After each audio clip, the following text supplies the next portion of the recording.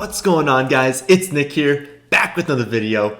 Biggest names to watch in the NFL draft. Obviously, this is a fantasy football channel, so everything we talk about is going to be through that lens. I understand there are a boatload of important players that I'm not going to talk about in this video, but the players that I will be going over have the best chance of making a fantasy impact, especially in year one. I'll bring up some players that maybe not in year one, but the majority of people I'll talk about today are going to make an impact this season. And then, of course, once the draft is over, I'll be doing update videos because a lot depends on landing spot, which is something you're going to hear me say a lot. So the first thing we're going to go over is this upper tier of wide receiver. This is an insanely good wide receiver class, and it's possible that we see 5, 6, maybe 7 wide receivers go in the first round. That's probably pushing it a little bit towards the 7 number, but we could easily see 5 or 6 wide receivers go in this first round. From a fantasy perspective, CeeDee Lamb and Jeudy are the two that I have my eye on in this like early to mid first round. Kind of that 11 to 15 range is where it seems like these two are going to go. The two most likely teams to start this run at wide receiver are the Jets and the Raiders. Both need a stud wide receiver, and they're just set up really well to take them at 11 and 12. If that doesn't happen, then the 49ers have been linked to a wide receiver at 13, although it's worth noting they are very comfortable trading back, and that is something we could see. So I like Lamb and Jeudy as pretty clearly the top 2 wide receivers, but there are so many that are good that maybe some of these teams decide, hey, we don't need the 3rd best wide receiver. We're cool with like the 6th best wide receiver. Let's move back a bit and grab them. Obviously, we don't have any inside information from these teams, but it's worth noting that could happen. Another team is the Broncos at 15. They are looking at a wide receiver. Not to replace Sutton, but it's nice having more than one good wide receiver. For me, the fantasy value of Lamb and Jeudy will depend on where they go amongst those teams. If they go to the Jets and the Raiders, then I really want them in fantasy, and they'll likely end up going in the middle rounds in fantasy. But if they go to the 49ers or the Broncos, I like them a tad bit less just because they will have more competition for targets. But both are phenomenal wide receivers and have very little risk of busting. Another wide receiver I've seen talked about in this range a little bit later is Ruggs. I like him less for season-long fantasy, and landing spot will be even more important for him than it is for Lamb and Jeudy. Ruggs, think of him as like a bigger Marquise Brown. Not that he's a big guy, but we know Marquise Brown is very small. So just think of him as a bigger Marquise Brown, same style of player. The most important factor with Ruggs is, will he go to a team that is willing to be aggressive deep down the field? We know the NFL teams love him because he is such a good field stretcher, but if he goes to a team that doesn't want to take risks, then his fantasy production is going to take a hit, at least early in his career, which is what we're talking about for this season. He's also going to be much more inconsistent because he does see a much deeper ADOT, and we are expecting him to play kind of like a Marquise Brown role. So he'll be a great play and a great pick in best ball formats, but he will be a little bit harder to trust in season long this season. The next wide receiver to watch is Denzel Mims. You guys know in some past videos, he is my favorite wide receiver to come out of this class, not because I think that teams should take him ahead of Lamb and Jeudy, and not necessarily because I think he's better than Lamb and Jeudy, because I kind of don't.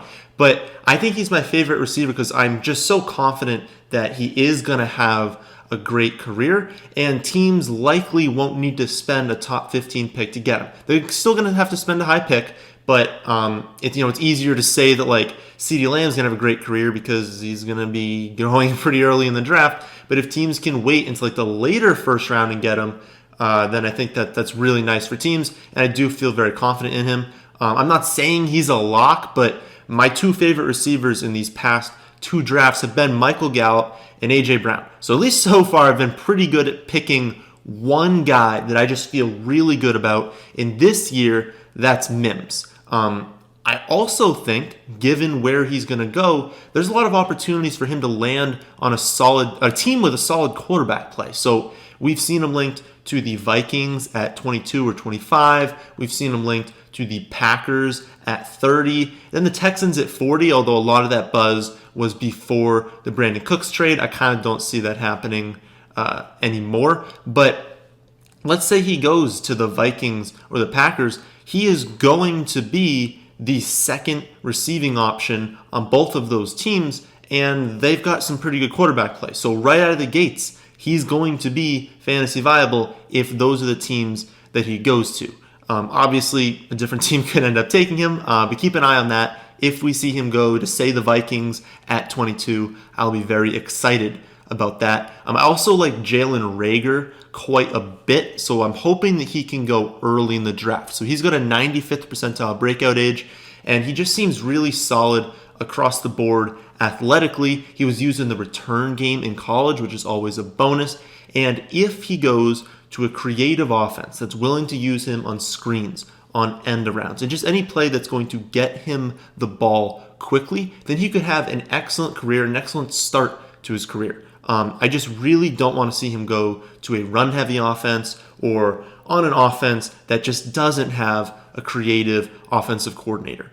Another player that I'm looking for is Justin Jefferson, mostly because I really want him to go to the Eagles. He doesn't need to be a full-time slot receiver, but that's how he's best used, and the Eagles could really use someone to fill that role. So I'm not saying he's a full-time slot receiver, because whenever you say that about people, everyone gets nervous because it's like, oh, well then, so he's coming off the field in two wide receiver sets.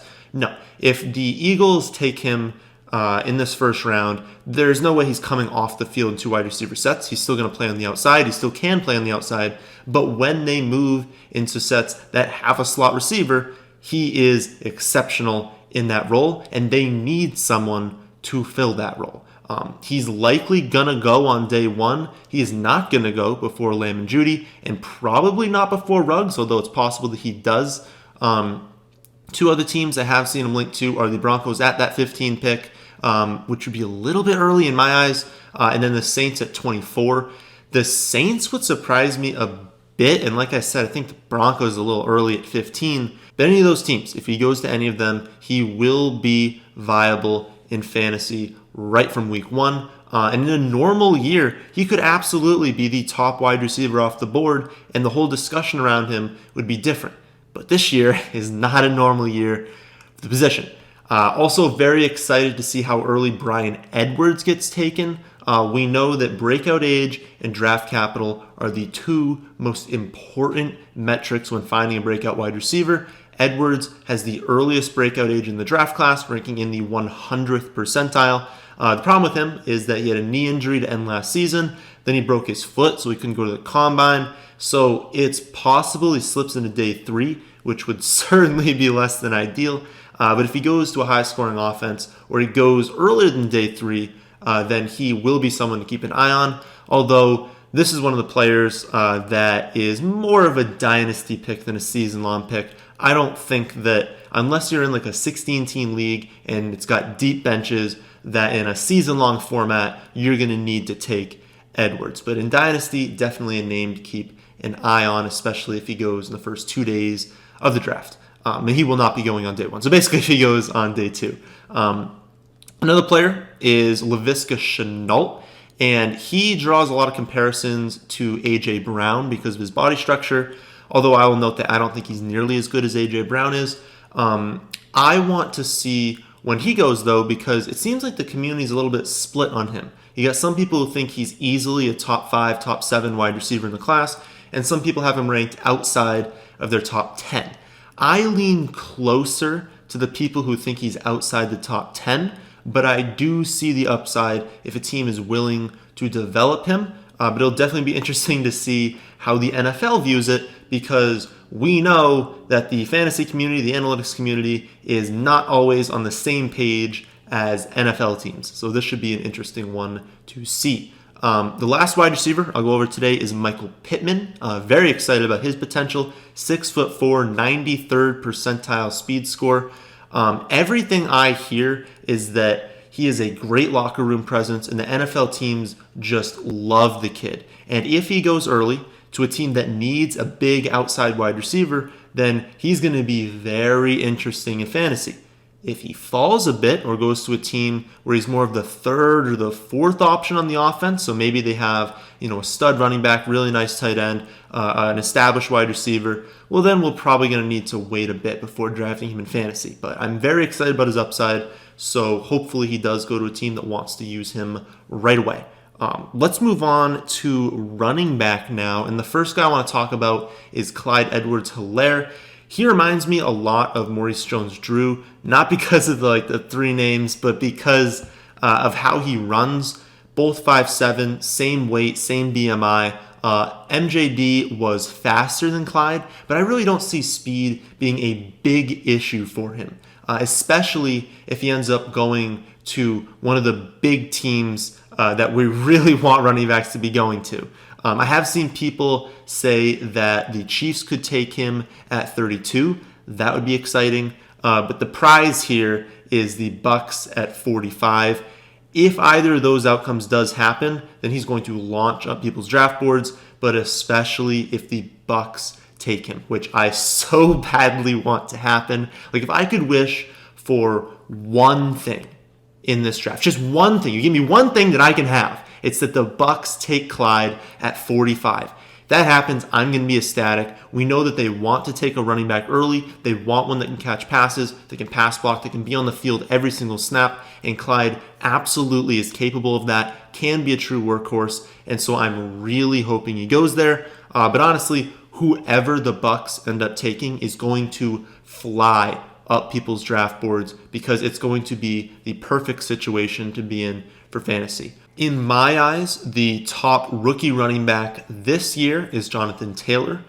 Some people have Swift at 1, but I have Taylor at 1. And we do know that NFL teams do not have the same feeling as most of the analytics community when it comes to Taylor. They do not believe that he is the top back, but I guess it only takes one team to think that he is to take him. He was dominant at Wisconsin, and then he had a great combine. There is some concern over his ability to catch passes, but that shouldn't really matter too much. Melvin Gordon is regarded as one of the better pass-catching backs in the league right now, and he only had 22 total receptions in 3 years at Wisconsin. So Taylor having 42 through 3 years isn't a massive concern. I know he dropped a lot of passes, but especially when you consider how amazing of an athlete he is, and the fact that whoever takes him is gonna give him a ton of touches, he's just so likely to be great in fantasy. But like with anyone, landing spot is key, so keep an eye out on where he goes. Just for reference, some of the teams I've seen linked to him are the Dolphins, the Seahawks, the Colts, the Ravens, and the Lions. Obviously, some of those are better than others, but those are some of the teams that could end up taking him. This next group is Swift, Dobbins, and Akers, and my favorite of the group is Swift, just because of how good he is out of the backfield. It's something that we always look for in fantasy. Can this guy be a 3-down back and catch a ton of passes? And Swift absolutely can. If he goes to a team like the Dolphins or the Lions, then he'll be interesting, although the Dolphins would definitely be preferred. Dobbins is my next favorite from the group. Not a standout athletically, but he's just so good at getting consistent yards, and he's good enough in pass protection where he should stay on the field in third downs. So if a team wants to feature him, they absolutely can. He'll just have to go to a team without an established third down back and a team that doesn't love running committees. The same is true for Akers, a much better athlete, but more this third down issue where he's going to need to go to a team that does not have someone capable of taking a third down role because his pass protection is just not that great. And so let's say the Bucs end up taking Akers. Highly doubt they do, but let's say the Bucs end up taking him. Well, that's a problem in his pass protection because they want someone to protect Brady, so he might not be seeing the field on third downs. So if he goes to a situation like that, or a situation where it's like a team already has a third down back that they're going to use, just limits his upside in fantasy because he's just not on the field as much as some of these other guys. Another running back I like a lot is Zach Moss, which I know is not a popular take. Landing spot will be huge for him, but he can absolutely be a featured back. He's great in short yardage, can easily be used on third downs, and he's absolutely ready for carries in week 1. The only concern people seem to have with him is his speed. Ran a 4.6 540 at the combine. That's not great. He just does not have that second gear to break long touchdowns, which will hurt his upside in fantasy. But if he goes to a team that doesn't have much competition for touches, then he could be a really nice late round pick, and I do think he is going to be a good running back. It seems like the Lions really like him, which isn't the greatest spot, to be honest, because Kerryon Johnson isn't going anywhere this season. If he goes there, it's definitely possible they turn Kerryon into like a limited second down and full-time third down back, which would mean Zach Moss would be a first down and limited second down back, which is not a good situation to be in. But honestly, it's just going to come down to these spots. Like, we've got the Bucs and the Dolphins, who are just super likely to take running backs early. And even if it's not a player that I mentioned, those are the two teams who could definitely feature whoever they take, with the Bucs just being the dream spot for whoever goes there. The only other non-running back or wide receiver I'm going to go over is Joe Burrow. Not because other quarterbacks won't make an impact in fantasy, they definitely will, but it's almost certain that Burrow is going to go to the Bengals at this point. Whereas we have no clue where these other guys are going to be going, so it's not worth giving out a million different scenarios that could happen. Let's just watch the draft on the quarterbacks, and then we'll go over how they're going to fit on the offense, how the offense is going to change as a result. But with Joe Burrow, I definitely think he is the top quarterback prospect in this draft class, and I think he's going to be really good right out of the gates. So it is going to be a boost for Mixon, for Green, for Ross, and I guess for Boyd, although I'm not really targeting him right now. But Burrow will be a guy that you can take in the later rounds of fantasy, preferably in 2 quarterback leagues. I don't think you're going to need to go there in a 10 or a 12 team 1 quarterback league, just because there are so many other guys, especially if Newton ends up getting signed somewhere. There are so many quarterbacks you can take late that you're just not going to need to draft Burrow. But like I said, in 2 quarterback leagues, in deeper leagues, or if you did wait until the very last round and all your league mates are just loading up on quarterbacks for some reason, he's a guy who you could definitely pick up and start right away, assuming they make him the starter right away, which is very likely going to happen. There are just a lot of weapons around him in the offense, and I do think he's going to be a great quarterback. And he'll give us more confidence in fading quarterback in the early and middle rounds. So those are the players I think are going to make the biggest impact for fantasy this season, and then a few guys who might not make a big impact this season, but will later in their careers. So that's the end of this one. I hope you all did enjoy. If you did, how about hitting the like button? And if you're new here, how about subscribing to the channel? But thanks for watching.